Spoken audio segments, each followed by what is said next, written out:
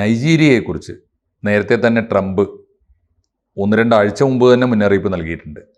നൈജീരിയയിൽ ക്രിസ്ത്യാനികൾ വലിയ തോതിൽ വേട്ടയാടപ്പെടുന്നു എന്നുള്ളത് ട്രംപ് പറഞ്ഞാലും ഇല്ലെങ്കിലും സത്യമാണ് താനും, യാഥാർത്ഥ്യമാണ്. അപ്പോൾ നൈജീരിയയിൽ മാത്രമല്ല അവിടുത്തെ ക്രിസ്ത്യാനികളോട് പ്രത്യേകിച്ച് പെരുമാറുന്നത് അവർ നടത്തുന്ന സ്കൂളുകളിലെ കുഞ്ഞുകുട്ടികളെ അടക്കം സ്കൂൾ തന്നെ കടത്തിക്കൊണ്ടുപോവുക, എന്നിട്ട് അത് എന്നേക്കുമായിട്ട് വായുവിൽ അവർ അപ്രത്യക്ഷരാകുക, അവർ തിരിച്ചു വരാതിരിക്കുക. ഇങ്ങനെ അത്ഭുതകരമായ പ്രതിഭാസങ്ങൾ അരങ്ങേറുന്ന നാടാണ് നൈജീരിയ. ആ പ്രതിഭാസം വീണ്ടും ആവർത്തിക്കുന്നു ട്രംപിന്റെ ഭീഷണിക്ക് ശേഷവും. ഭീഷണി വെച്ചാൽ ട്രംപിന്റെ മുന്നറിയിപ്പിന് ശേഷവും എന്നാണ് ആ പറഞ്ഞതിൻ്റെ അർത്ഥം. എന്തൊക്കെയാ പുതിയ സംഭവവികാസങ്ങൾ? അതായത് നൈജീരിയയിൽ ഒരു കത്തോലിക്ക സ്കൂൾ, സെൻറ് മേരീസ് സ്കൂൾ, അത് വടക്ക് പടിഞ്ഞാറൻ നൈജീരിയയിലാണ്, പാപ്പിരി എന്ന് പറഞ്ഞ സ്ഥലം. അവിടുത്തെ സെൻറ് മേരീസ് സ്കൂളിലെ 300-ലധികം വിദ്യാർത്ഥികളെയും അധ്യാപകരെയും അനധ്യാപകരെയും ഒക്കെയാണ് റാഞ്ചിയിരിക്കുന്നത്. ഇതിൽ ഒരു 250ഓളം പേര് കുട്ടികൾ തന്നെയാണ്. കാരണം ആ കുട്ടികളുടെ വിവരം നേരത്തെ പുറത്തു വന്നാണ്. ഈ ഫിഗർ 300-ലധികം, 237 എന്ന് ഞാൻ ഇന്നലെ വായിച്ചിരുന്നു, ഇന്ന് വായിക്കുമ്പോൾ 300-ലധികം. അത് സ്റ്റാഫും എല്ലാം കൂടി ചേർത്തിട്ടാണ്. കാരണം 15 ടീച്ചർമാർ, അതിൻ്റെ അകത്ത് 15 ടീച്ചർമാരുണ്ട് എന്നുള്ളത് കഴിഞ്ഞ ദിവസം വന്നിരുന്നു. അപ്പോൾ ഇവിടെ റാഞ്ചിക്കൊണ്ട് പോയിരിക്കുന്നത് ഫുലാനി ജിഹാദി സംഘങ്ങൾ എന്നാണ് പറയുന്നത്. ഫുലാനി ജിഹാദി സംഘങ്ങൾ. ഇത് 2014 276 കുട്ടികളെ നൈജീരിയയിൽ തന്നെ ചിബോക്ക് എന്ന സ്ഥലത്ത് നിന്ന് ബോക്കോ ഹറാം ഭീകരര് കഡൂന എന്ന് പറഞ്ഞ സ്ഥലത്ത് നിന്ന് റാഞ്ചി കൊണ്ടുപോയിരുന്നു. ആ 276 ശേഷം ഉള്ള ഏറ്റവും പ്രധാനപ്പെട്ട 2014 അതിനുശേഷമുള്ള ഏറ്റവും വലിയ റാഞ്ചിലാണ് 10 കൊല്ലത്തിന് ശേഷം ഇപ്പൊ നടന്നിരിക്കുന്നത്. 2024 മാർച്ചിൽ, കഴിഞ്ഞ കൊല്ലം മാർച്ചിൽ 200 കുട്ടികളെ റാഞ്ചി കൊണ്ടുപോയിരുന്നു.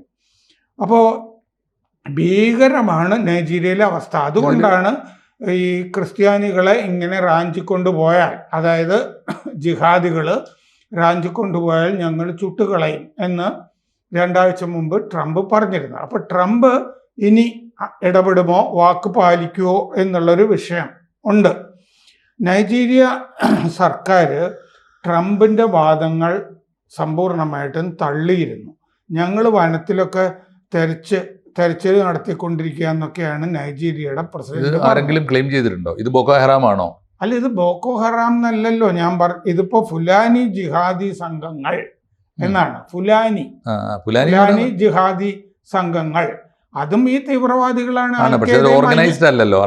IS ഒക്കെ ആയിട്ട് ബന്ധപ്പെട്ട സംഘങ്ങളാണ്. അത് കുറേ കൂടി ഡീറ്റെയിൽസിലേക്ക് നമുക്ക് വരാം. അപ്പോൾ നൈജീരിയ സർക്കാർ ട്രംപ് പറഞ്ഞത് അംഗീകരിക്കുന്നില്ല. കാരണം അവർ പറയുന്നത് കെബി എന്ന് പറഞ്ഞ സ്ഥലത്ത് 25 പെൺകുട്ടികളെ തിങ്കളാഴ്ച റാഞ്ചി കൊണ്ടുപോയിട്ടുണ്ട്. ആ 25 പെൺകുട്ടികളും മുസ്ലിങ്ങളാണ്. പിന്നെ ട്രംപ് പറഞ്ഞതിന് എന്ത് ന്യായം എന്നാണ് നൈജീരിയൻ സർക്കാർ ചോദിക്കുന്നത്. അപ്പോൾ ഈ ബോർഡിംഗ് സൗകര്യം നിർത്താൻ ഞങ്ങൾ സ്കൂളുകളോട് പറഞ്ഞിരുന്നു. ആ ബോർഡിംഗ് സൗകര്യം നിർത്താത്തതാണ് ഈ തൊടുന്യായങ്ങളാണ് സർക്കാർ പറയുന്നത്. ക്രിസ്ത്യാനികളെയും കത്തോലിക്ക സ്കൂളിൽ നിന്ന് റാഞ്ചി കൊണ്ടുപോയി ഈ ബന്ദിപ്പണം ധാരാളമായിട്ട് ചോദിക്കുന്നുണ്ട്, എത്രയോ കാലമായിട്ട് ചോദിക്കുന്നുണ്ട്. അപ്പോൾ ക്വാറ എന്ന് പറഞ്ഞ സ്ഥലത്ത് ഇതിൻ്റെ കൂടെ പള്ളി ആക്രമിച്ചിട്ടുണ്ട്, കത്തോലിക്ക പള്ളി. 38 വിശ്വാസികളെ അവിടെ നിന്ന് പിടിച്ചുകൊണ്ടുപോയിട്ടുണ്ട്. ആ വിശ്വാസികളെ 38 പേരെ പിടിച്ചുകൊണ്ടുപോയതിൻ്റെ കണക്ക് നമുക്ക് അറിയാം. കാരണം അതിൽ ഒരാളെ വെച്ച് വിടണമെന്നുണ്ടെങ്കിൽ ഒരാൾക്കുള്ള വില ബന്ദിപ്പണം $69,000 ഒരാൾക്ക് എന്നാണ് ഈ ജിഹാദികൾ ആവശ്യപ്പെടുന്നത്. അത് 61 ലക്ഷം രൂപ വരും നമ്മുടെ കറൻസിയിലാക്കുമ്പോൾ. ഒരാൾക്ക് 61 ലക്ഷം. അത് നമ്മൾ ഇതിൻ്റെ ചരിത്രമൊക്കെ വായിക്കുമ്പോൾ പലപ്പോഴും 90 കോടി 100 കോടി ഒക്കെ കൊടുക്കുകയും ഒക്കെ ചെയ്തതായിട്ടും ഒക്കെ കാണാം. നൈജർ എന്ന് പറഞ്ഞ രാജ്യത്തോട് അടുത്ത് കിടക്കുന്ന പ്രദേശങ്ങൾ, കെബി, ക്വാറ നൈജറിനോട് അടുത്ത് കിടക്കുന്നതാണ്. ആ രാജ്യങ്ങളുടെ കാര്യം ഞാൻ പറയാം. അപ്പോൾ നൈജീരിയയുടെ പ്രസിഡന്റ് ബൊലാൻ തിനുബു അങ്ങേര് പറഞ്ഞിട്ട്, അങ്ങേര് ഈ സൗത്ത് ആഫ്രിക്കയിൽ അങ്കോളയിൽ ഇപ്പോൾ G20 ഉച്ചകോടി നടക്കുന്നുണ്ടല്ലോ, ആ ഉച്ചകോടിക്ക് പോകേണ്ടതായിരുന്നു. അങ്ങേര് നൈജീരിയൻ പ്രസിഡന്റ് യാത്ര റദ്ദാക്കി. ഈ 300 പേരെ റാഞ്ചി കൊണ്ടുപോയതുകൊണ്ട്. അപ്പോൾ വാഷിങ്ടണിലേക്ക് ഒരു സംഘത്തിനെ, പ്രതിനിധി സംഘത്തിനെ അയച്ചിട്ടുമുണ്ട്. ഞങ്ങളെ ചുട്ടുകളയരുത് എന്ന് പറയാനായിരിക്കും ട്രംപിനോട്. അപ്പം ഇത് ഈ മേഖല സഹേൽ സ്റ്റേറ്റ്സ് എന്നാണ് അറിയാം. സഹേൽ മേഖല, alliance of Sahal States, AES എന്ന് പറഞ്ഞൊരു സംഘടനയുമുണ്ട് അവർക്ക്. അത് മാലി, നൈജർ, ബുർക്കിന ഫാസോ രാജ്യങ്ങളാണ്. നൈജർ രാജ്യമാണ്. അപ്പം മാലി, നൈജർ, ബുർക്കിന ഫാസോ രാജ്യങ്ങൾ ചേർന്നാണ് ഈ alliance of Sahal States, AES. 2023 ആ സഖ്യം ഉണ്ടാക്കിയത്.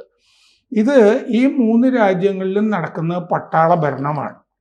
അപ്പോൾ ഫ്രാൻസിൽ നിന്ന് സ്വാതന്ത്ര്യം നേടിയ രാജ്യങ്ങൾ ഫ്രാൻസുമായിട്ട് ഇപ്പൊ ബന്ധമൊന്നുമില്ല.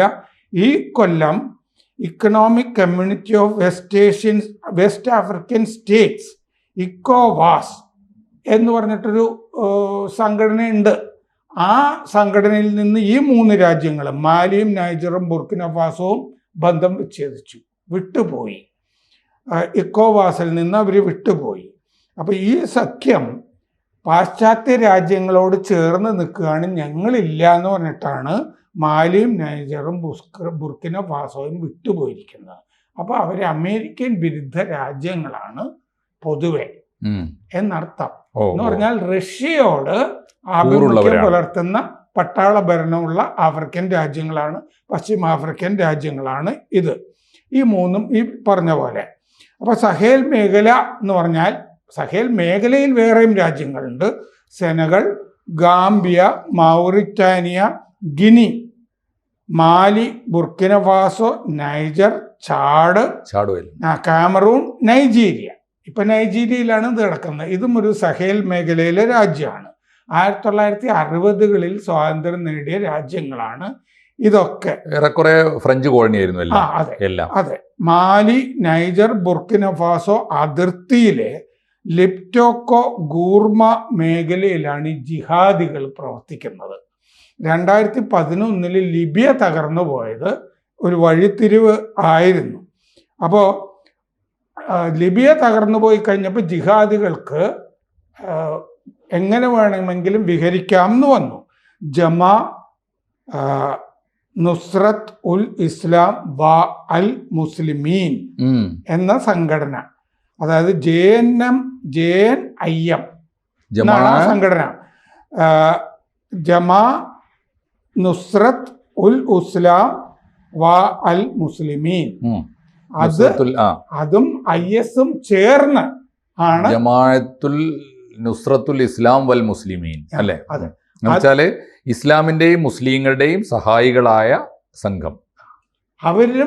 അവർക്ക് സഹായം കൊടുക്കുന്നത് IS-ഉം. അതാണ് നമ്മൾ ഈ പറയുന്ന ഫുലാനി ജിഹാദികൾ എന്ന് പറയുന്നത്. അതിന്റെ ഫുലാനി എന്ന് പറയുമ്പോൾ ആ ഗോത്രത്തിന്റെ കാര്യമാണ് ഈ പറയുന്നത്. IS തന്നെയാണ് ഇത് ചെയ്തുകൊണ്ടിരിക്കുന്നത്. അപ്പോൾ പശ്ചിമാഫ്രിക്കയിൽ വലിയ പ്രതിസന്ധിയാണ് ഇപ്പോൾ IS സൃഷ്ടിച്ചിരിക്കുന്നത്. 35 ലക്ഷം പേർക്ക് അവിടെ ഇപ്പോൾ അവർ ട്രാപ്ഡ് ആണ്.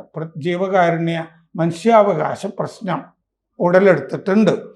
3 രാജ്യങ്ങളും റഷ്യൻ സേനയുടെ റഷ്യൻ കൂലിപ്പട്ടാളം ഉണ്ടല്ലോ, വാഗ്നർ സേന, അതിൻ്റെയും ഒക്കെ സഹായം ചോദിച്ചിരുന്നു ഈ IS-നെ ചെറുക്കാൻ. പക്ഷെ വാഗ്നർ സംഘം അവിടെ എത്തിയിട്ടും പരാജയപ്പെട്ടു പോയി. 60 ലക്ഷം പേര് പട്ടിണിയിൽ ആണ്. കാരണം അവർക്ക് ആഹാരമൊന്നും സപ്ലൈ ചെയിനൊക്കെ കട്ട് ചെയ്തിട്ടിരിക്കുകയാണ്. ഇവർ ഈ തട്ടിക്കൊണ്ടു പോകുന്നതൊക്കെ ഈ IS അവർക്ക് ബന്ധിപ്പണം ഉണ്ടാക്കാനും കാശുണ്ടാക്കാനും ഒക്കെ ആയിട്ടുള്ള പരിപാടിയാണ്. ഒരുപാട് അച്ഛന്മാരെയും ഒക്കെ വൈദികരെയും ഒക്കെ തട്ടിക്കൊണ്ടുപോയി ഈ സഹേൽ മേഖലയിൽ ധാരാളം, നമുക്ക് വത്തിക്കാനിൽ നിന്ന് ധാരാളം വിവരങ്ങൾ അതിനെപ്പറ്റി നമ്മൾ നേരത്തെ ചർച്ച ചെയ്തിട്ടുള്ളതാണ്. ഇതിപ്പോൾ കഴിഞ്ഞ ഒരാഴ്ചയായിട്ട് ഇങ്ങനെ പല തട്ടിക്കൊണ്ടുപോകലുകൾ നടക്കുന്നുണ്ട്. ഇപ്പോൾ 300-ലേറെ എന്ന് പറഞ്ഞാൽ അവിടുത്തെ ഒരു പുതിയ ചരിത്രം എഴുതിയിരിക്കുകയാണ് ഈ ബന്ദികളാക്കുന്നതിൽ. അതാണ് 300-ലേറെ. പല സ്ഥലത്തും ഇന്ത്യയിൽ നിന്ന് പോയിട്ടുള്ള ചില സ്വകാര്യ കമ്പനി ജീവനക്കാരെയൊക്കെ തട്ടിക്കൊണ്ടുപോയവരെയൊന്നും തിരിച്ചു കിട്ടിയിട്ടില്ല. തീർച്ചയായിട്ടും ഇതിലിപ്പോൾ 2-3 കാര്യങ്ങളാണ്. ഒന്ന്, ഈ ഫ്രഞ്ച് കോളനികൾ പ്രത്യേകിച്ച് സ്വാതന്ത്ര്യത്തിന് ശേഷം അവരൊരു രാഷ്ട്ര നിർമ്മാണത്തെക്കുറിച്ചോ ആധുനികമായ ഒരു രാഷ്ട്രബോധത്തെക്കുറിച്ച് ഒന്നും ഉണ്ടാക്കിയെടുക്കാൻ അവർക്ക് പറ്റിയിട്ടില്ല. പ്രാകൃതമായ ഒരു യുഗത്തിലേക്കാണ് അവർ തിരിച്ചു പോയത്. ഒരുപക്ഷെ സോവിയറ്റ് യൂണിയൻ്റെ തകർച്ചയ്ക്ക് ശേഷം ഇവർ അമേരിക്കൻ വിരുദ്ധപക്ഷത്തായതുകൊണ്ട് തന്നെ സോവിയറ്റ് യൂണിയനും ഇവരെ സഹായിക്കാനോ ഒന്നും മുന്നോട്ട് വന്നിട്ടുണ്ടാവില്ല. അവർക്ക് ആരുടെയും സഹായം കിട്ടാത്തൊരവസ്ഥയുണ്ട്. പിന്നെ ശുദ്ധ അരാജകത്വവും പട്ടാള ദുർഭരണവും. റഷ്യ ചെയ്തത് വാഗ്നർ സൈന്യം അയക്കുക എന്നുള്ളതാണ്. കൂലിപ്പട്ടാളം. വാഗ്നർ സൈന്യം പല ഇവര് കൂലി കൊടുക്കണം. അതെ, കൂലിയൊക്കെ കൊടുക്കണം. അപ്പോൾ വാഗ്നർ സൈന്യം ഈ IS ഭീകരന്മാർ തോൽപ്പിക്കുക ചെയ്തതെന്നാണ് ഞാൻ വായിച്ചത്. ഒന്നാലോചിച്ച് നോക്കുക, അതായിരിക്കും സ്ഥിതി. പിന്നെ ഈ പറയുന്നതിലൊന്നും ഒരു അർത്ഥമില്ല. സ്കൂളുകളിൽ നിന്ന് കുട്ടികളെ തട്ടിക്കൊണ്ടു പോകുമ്പോൾ കത്തോലിക്ക സ്കൂളാണെങ്കിൽ പോലും അവിടുത്തെ കുട്ടികളിൽ പോലും മുസ്ലിം കുട്ടികളുണ്ടാവാം. അതല്ല അതിൻ്റെ പ്രശ്നം. അടിസ്ഥാന പ്രശ്നം ഒന്ന്, ഇവർ ക്രിസ്ത്യാനിറ്റിക്കെതിരാണ്. അതാണ് ഈ ഇസ്ലാമിക തീവ്രവാദത്തിന്റെ ഒന്നാമത്തെ വർഗ സ്വഭാവം. വംശഹത്യകൾ നടക്കുന്നുണ്ട്. അതെ, തീർച്ചയായിട്ടും. പ്രധാനപ്പെട്ട മറ്റു രണ്ട് സെമിറ്റിക് മതങ്ങളോടുള്ള വംശീയ വിരോധമാണ് ഒന്ന്. രണ്ടാമത്തെ വിരോധം ഇവർ വിദ്യാഭ്യാസത്തിനെതിരായിരിക്കും. അതുകൊണ്ട് ആര് സ്കൂൾ നടത്തിയാലും ഇവർ തട്ടിക്കൊണ്ടുപോവുകയും പൊട്ടിക്കുകയും ചെയ്യും. മൂന്നാമത്തെ കാര്യം, ഇവർ സ്ത്രീ വിരുദ്ധമായിരിക്കും. അതുകൊണ്ട് ഇപ്പോൾ ഗവൺമെന്റ് പറയുന്ന ന്യായം ഉണ്ടല്ലോ, മുസ്ലിം പെൺകുട്ടികളെയും തട്ടിക്കൊണ്ടുപോയി പോകുമല്ലോ, അതാണ് അതിൻ്റെ ന്യായം. അതുകൊണ്ട് സ്ത്രീ വിരുദ്ധമായിരിക്കും ഇത്. അപ്പോൾ ഈ കാര്യങ്ങളൊക്കെ വെച്ചുകൊണ്ട് തന്നെ അമേരിക്കൻ പ്രസിഡന്റ് ട്രംപ് അല്ല ആര് പറഞ്ഞാലും പറഞ്ഞത് വാസ്തവമാണ്. അത് വലിയ ജാഗ്രത ആവശ്യപ്പെടുന്നുണ്ട്. ഇങ്ങനെ പോയി കഴിഞ്ഞാൽ ഇനിയിപ്പോൾ ഈ കുട്ടികൾക്ക് ഓരോന്നിനും വില പേശും. ട്രംപ് ഇത്തവണ വന്ന ശേഷം സൊമാലിയയിൽ കാട്ടുപ്രദേശത്തും ഗുഹകളിലും ഒക്കെ ഒരു ആക്രമണം നടത്തിയിരുന്നു ISനെതിരെ. പക്ഷെ അമേരിക്കയ്ക്ക് എനിക്ക് തോന്നുന്നില്ല ഇപ്പോഴത്തെ അവസ്ഥയിൽ ട്രംപിന് വർത്തമാനം പറയാനല്ലാതെ ഏതെങ്കിലും ഒരു രാജ്യത്ത് പോയിട്ട് ഒരു ആക്രമണം നടത്തിയ, കാരണം അവർ ന്യായമായ കാര്യത്തിന് ആക്രമണം നടത്തിയതൊക്കെ കൈപൊള്ളിയിട്ടുണ്ട്. ന്യായമായി എന്ന് പറഞ്ഞാൽ അവരുടെ സാമ്പത്തിക ലക്ഷ്യങ്ങൾക്ക് വേണ്ടിയാണെങ്കിലും പണ്ട് വിയറ്റ്നാം മുതൽ എവിടെ മുതൽ.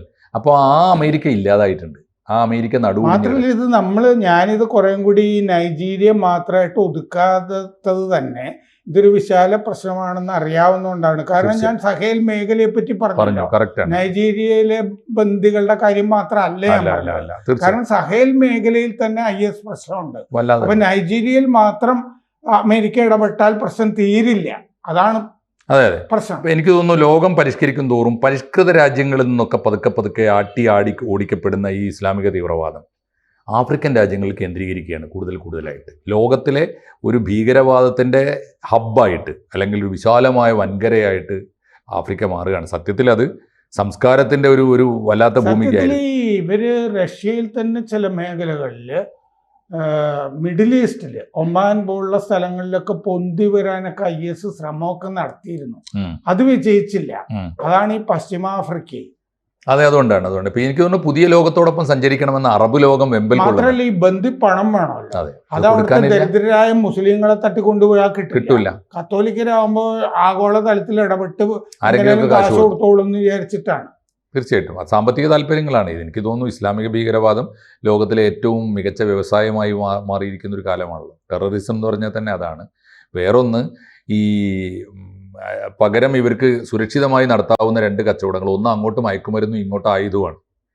ഇത് രണ്ടും വളരെ സേഫായി നടക്കുന്നു എന്നുള്ളതാണ്. അപ്പോൾ ലോകത്തിലെ ഏറ്റവും വലിയ അധോലോകമായി, അതിൻ്റെ വിളയാട്ട ഭൂമിയായിട്ട് ഈ അധോലോകം, ഈ ഭീകരവാദം മാറുകയാണ്.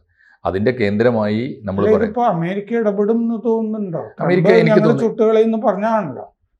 എനിക്ക് തോന്നുന്നില്ല ഇന്നത്തെ അവസ്ഥയിൽ ട്രംപിന് അത് ചെയ്യാൻ കഴിയുമെന്ന് എനിക്ക് തോന്നുന്നു. ട്രംപ് വലിയ പ്രതിസന്ധിയിലാണല്ലോ, നമുക്കറിയാം. ട്രംപ് കഴിഞ്ഞ ദിവസം മംദാനിയെ വിളിച്ചിട്ട് മംദാനി മഹാനാണെന്ന് പറഞ്ഞ ആളാണ്. അതൊക്കെ പറയും. ട്രംപിന് എന്താ പറഞ്ഞുകൂടാത്തത് അല്ലേ? ട്രംപ് ആ കാണിച്ചത് ഇന്നലെ തരൂര് പറഞ്ഞ പോലെ ജനാധിപത്യത്തിൽ ഒരു നല്ല മാതൃകയാണ്. പോരാട്ടത്തിന്റെ തലേന്ന് വരെ പരസ്പരം കൊടിയ ശത്രുക്കളെ പോലെ അവനെ തോൽപ്പിക്കണം, അവന് വോട്ട് ചെയ്യരുത് എന്ന് പറഞ്ഞ് ഗംഭീരമായി, അത് നല്ല മാതൃകയായിട്ടോ എനിക്ക് തോന്നുന്നു. ജനാധിപത്യം നല്ല മാതൃക. ഇലക്ഷൻ്റെ പിറ്റേന്ന് അദ്ദേഹത്തെ വൈറ്റ് ഹൗസിലേക്ക് ക്ഷണിക്കുന്നു, ചെല്ലുന്നു, സൽക്കാരം നടത്തുന്നു, എന്നിട്ട് ചേർത്ത് പിടിക്കുന്നു. അപ്പോഴും രണ്ടുപേരും പറയുന്നു അഭിപ്രായ വ്യത്യാസങ്ങൾ ഏറെ ഉണ്ടെങ്കിലും തിരഞ്ഞെടുക്കപ്പെട്ട് കഴിഞ്ഞാൽ എൻ്റെ രാജ്യത്തെ സുപ്രധാനമായൊരു നഗരത്തിൻ്റെ മേയറാണ്, ഐ റെസ്പെക്ട് ഹിം എന്ന് പറയാൻ കാണിക്കുന്നൊരു മര്യാദ അത് ഇന്ത്യയിൽ ഇല്ലാത്ത എന്താണ് സാർ? അത് ഇന്ത്യയിൽ ഇല്ലാത്ത മാതൃകയല്ലേ? ശരി. ഞാൻ ആ പത്രസമ്മേളനത്തിൽ ട്രംപിനോട് ഒരാൾ ചോദിക്കുന്നുണ്ടായിരുന്നു, നിങ്ങളുടെ കൂടെ ഇപ്പം നിൽക്കുന്ന ഈ മംദാനി നിങ്ങളെ ഡെസ്പോട്ട് ഏകാധിപതി എന്ന് വിളിച്ചിരുന്നല്ലോ, നിങ്ങളുടെ എന്താ പറയുക? അതിലും വലിയ കാര്യങ്ങളൊക്കെ എന്നെ ആളുകൾ വിളിച്ചിട്ടുണ്ട് എന്നാണ് അയാളെത്ര കേട്ടത് അതൊക്കെ. അതെ. അല്ല, ഞാൻ പറഞ്ഞ ജനാധിപത്യം നല്ല മാതിരി. ഇന്നലെ തരൂര് പറഞ്ഞിട്ടുണ്ട് അത്. ഞാൻ മോദിയോട് കാണിക്കുന്ന റെസ്പെക്ട് ജനാധിപത്യത്തോട് കാണിക്കുന്ന റെസ്പെക്ട് ആണ്. തരൂര് അത് പറയുമ്പോൾ രാഹുൽ ഗാന്ധി അത് കാണിക്കുന്നില്ല മോദിയോട് എന്നാണ് അർത്ഥം. അങ്ങനെ വായിക്കണം. ഞാൻ പറയുന്നത് അതാണ്. ഇന്ത്യയിലെ എല്ലാ പ്രതിപക്ഷക്കാരും ഇത് കാണിക്കണം. ട്രംപിന് മമതാനിയോട് കാണിക്കുന്ന ബഹുമാനം വാഴ്ത്തിയാൽ മാത്രം പോരാ. ഇവർ തമ്മിലുള്ള ബന്ധം സത്യത്തിൽ ഇന്ത്യയിലെ ഓരോ സംസ്ഥാനത്തെയും മുഖ്യമന്ത്രിമാർ, ഓരോ നഗരത്തിലെയും മേയർമാർ ചെയ്തത് ഈ IS-ന്റെ കാര്യം ആയതുകൊണ്ട് മോദി സർക്കാർ ഇവിടത്തെ IS മൊഡ്യൂളുകൾക്കെതിരെ പോരാടുമ്പോഴും രാഹുൽ മോദിയുടെ കൂടെ നിൽക്കേണ്ടതാണ്. തീർച്ചയായും തരൂര് പറഞ്ഞത് അതാണ്. പറഞ്ഞതിൻ്റെ അർത്ഥം അതാണ്. അത് ജനാധിപത്യത്തിൽ വലിയൊരു മാതൃകയാണ്. ഏതായാലും ഇപ്പോൾ ഈ ആഫ്രിക്കയിലെ ഈ തരത്തിലുള്ള മനുഷ്യവിരുദ്ധമായ നീക്കങ്ങൾക്കെതിരെയെങ്കിലും ഇന്ത്യയിലെ ഭരണപക്ഷത്തോട് പിന്തുണക്കാനും സഹായിക്കാനും ഒരുമിച്ച് എന്തെങ്കിലുമൊക്കെ ചെയ്യാനും ഒക്കെയുള്ള ഒരു ശബ്ദം പോലും. സത്യത്തിൽ ഈ നൈജീരിയയിൽ ഈ കത്തോലിക്കർക്കെതിരായ ഈ അക്രമത്തിനെതിരെ സോണിയാഗാന്ധി, ഇറ്റലിയിൽ നിന്ന് വന്നിട്ടുള്ള ഒരു ക്രിസ്ത്യാനിയല്ലേ അവരിതുവരെ പ്രതികരിച്ചില്ലല്ലോ. തീർച്ചയായിട്ടും കൂടുതൽ വാർത്തകളും വിശേഷങ്ങളും നിങ്ങളിലേക്ക് എത്താൻ ABC മലയാളം സബ്സ്ക്രൈബ് ചെയ്യുക, ബെൽ ബട്ടണും അമർത്തുക.